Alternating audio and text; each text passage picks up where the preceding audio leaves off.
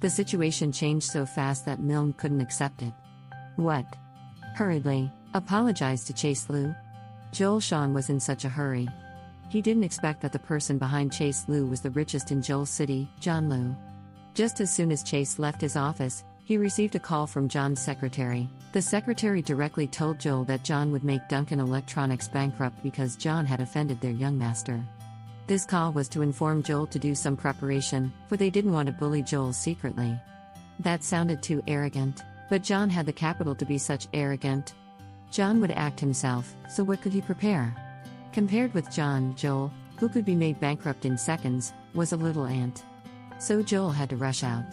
After all, no one could help him except for Chase Lu. Milne wanted to be firm, but confronted with Joel's eyes, he gave in. Chase Lu, I'm sorry. It's my fault. Please forgive me.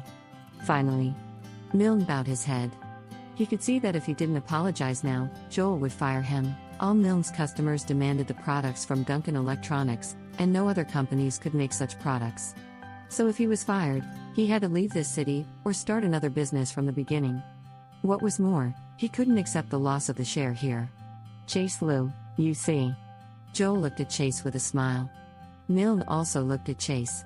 Chase squinted. So be it first.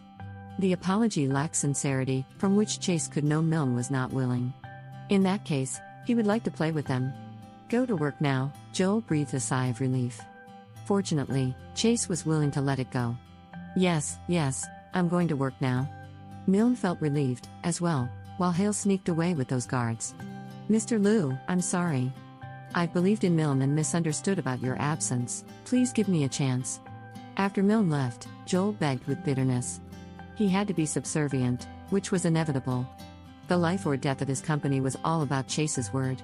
Not to mention begging, he could even kneel without hesitation if Chase needed. Chase squinted at Joel for a long time, until Joel felt nervous. He smiled. Good, let's talk in your office. Joel took a deep breath, then hurriedly invited Chase to his office. Manager Fan, what's Mr. Sean's meaning? It was him who agreed to fire Chase, but how could he help Chase just now? In Milne's office, Hale Yu asked with confusion. Milne frowned, silent. He didn't know why, as well. Though few people saw he apologized to Chase, he felt depressed. He wanted to know how Chase asked Joel for help. Manager Fan, was it because Mr. Sean has some abnormal relationships with Chase's wife?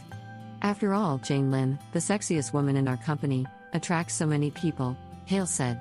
Milne Fan was reminded. Yes, how could he didn't think about it? Even he was attracted by Jane, so Joel should infatuate with her as well. Then Milne felt horrible. He was fighting with the general manager for the same woman, which would drive him to death. It should be. Chase Lu was so ruthless that he gave his wife to the boss to make a relationship. Hale mocked, Milne sneered. He finally understood why Jane always be cold to him.